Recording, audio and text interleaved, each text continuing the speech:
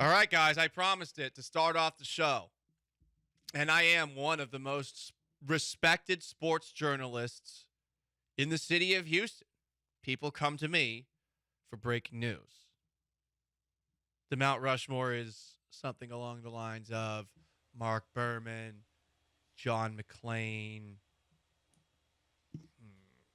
Who's the Astros newsbreaker? Is it more Brian McTaggart or is it Chandler Rome? McTaggart. You got to give it to the... But Chandler Rome is a friend of the show. Yeah. Whatever the case. There's a lot of people in town that break news, and I am right there with them. Do you remember the time back in 2014 when before a key Texans-Titans game, I broke the news that Jake Locker was being benched for Zach Mettenberger? That was me. And I haven't broken any news since. But I got something for you right now. Okay? This is big, and it's about the Houston Astros. Your Houston Astros. And if you've been listening to the show the last couple of weeks, you've probably been wondering this. So here it is, guys. You know what's happening.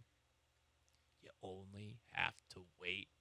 Breaking news. 78 more days until the Astros start the 2023 season. That's your breaking news. We're only 78 days away. Huzzah! What a great piece of journalism from Paul Gallant. That is a fact. Sean, you're looking at me weird. It's a fact, but it's not breaking news. It is breaking news because I think a lot of people forgot that there is a baseball team in town with the messiness of the Texans. I mean, we are a football city, so yeah. Yeah, you're right. You're right, Shout Sean. out to Titus Howard. Real shout out to Titus Howard. Also, it's the off season. We heard with the Rockets, it's the holiday season. You know, you're distracted. You forget about things. That is true. We've gone from this is my point. The last time we did the Astros countdown, I think it was at 98. We are now at 78. 20 days have gone by. 20 days. Breaking news. 3 weeks have passed. The 3 weeks that people are like, wow, that's been 3 weeks, huh? I know, has seriously. passed since Christmas. It's been Christmas, New Year's, and now it's over a week into January. That's crazy. Breaking news. Time passes. Did you know that? Breaking news. Sun rose. On April 11th, I'll be 34 years old. Did you know that? Breaking news. Paul Gallant has a birthday 3 months from now. I guess we could hit the countdown, right? Hey, what's going on with the Astros? The 2023 baseball season is almost tomorrow. Are you even ready? What do you have to say to everyone who still considers the Astros cheaters? Well, all right. There's no downtime. What? You wanted a break from baseball? I guess you wanted a break from winning, loser. Ring the f***ing bell! Because we won the World Series today!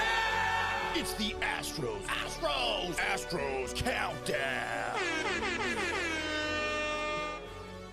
I have a question for you about the Houston Astros.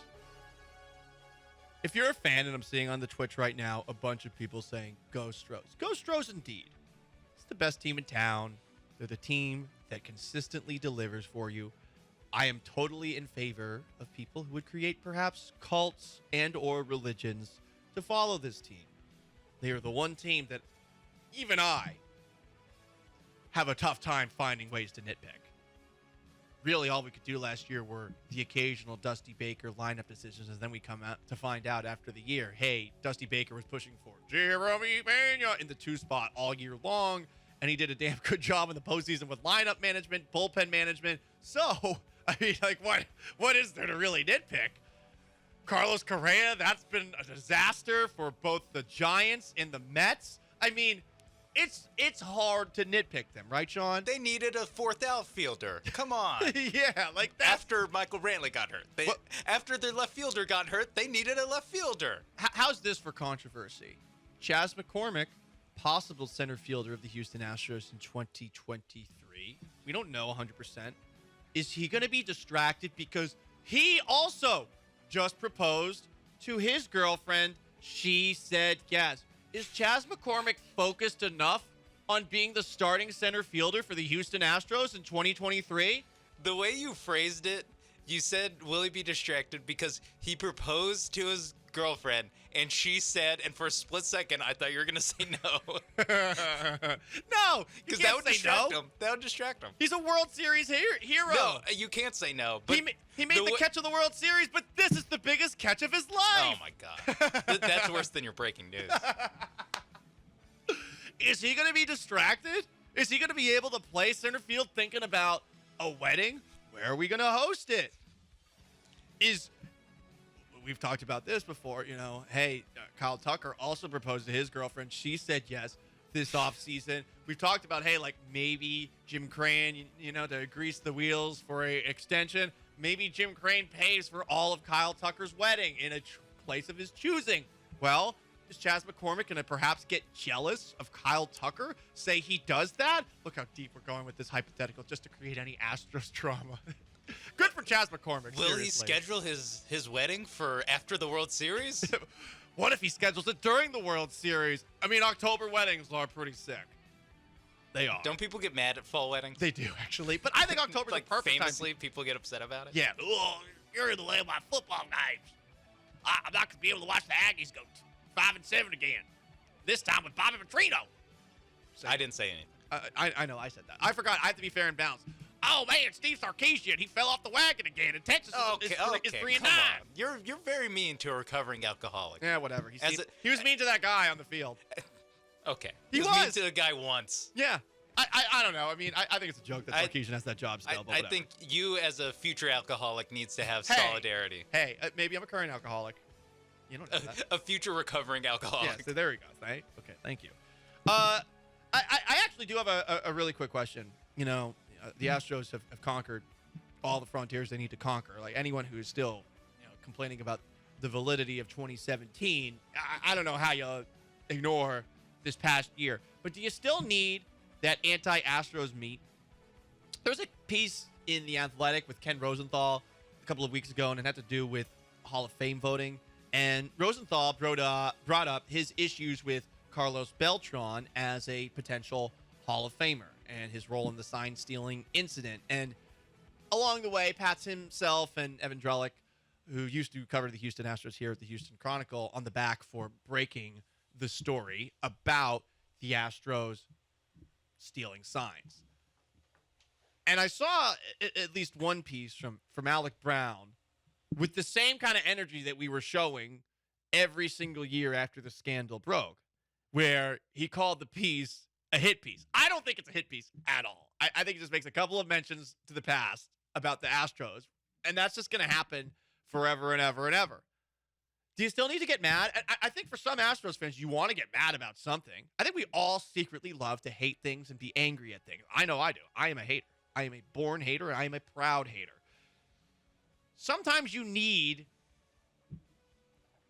to continue defending the wall, even if the war is over. You're a soldier, an online soldier. You're like Kellen Winslow Jr. I'm a bleeping soldier. You're not like Kellen Winslow Jr. in that you're not going to the Boston market and doing things in your car. You're not like that. You're a soldier. The war is over. And I don't know, for anyone who's maybe watched the awesome HBO television series Rome, what was Varenas going to do without war? What was Pullo going to do without war? Only bad things happened when those guys weren't at war, when the Roman legion was not at war. You need to fight people. You need to be mad at people. So do you still secretly love all of these little, in your mind, slanderous comments, paragraphs, even sentences about the Houston Astros? I think you guys need it. I think you do. I don't have a problem with your addiction. You don't probably have a problem with your addiction either. But I think a lot of you, because of the way that the last 4 years have gone, you have become addicted to looking for little slights to get pissed off about. And I have no problem with it. I just think you should admit it. You have a problem. Well, Paul, didn't you say you have a problem earlier in this segment? And aren't you kind of being demeaning to people with actual addiction issues? Shut up! I'm talking about this. Come on. Listen to what I say. You are an addict. You are addicted to digging through the trash, looking for something to get mad about. You are, and it's fine. I love it. I hope you keep the same energy. So that might be something that we do going forward, Sean, because, again, there's not much to get concerned about with the Astros. There's not much to criticize with the Houston Astros. We will look for things to get you mad about, and we'll just put it out in front of you. And we'll ask the question, is this bad? Maybe that way we'll actually have our videos get promoted. Maybe that's what we do. It's a good, I think, thought by your boy, by Sean Mapes behind the glass. And again, breaking news: 78 days It's not breaking news. until the start of the Astros season.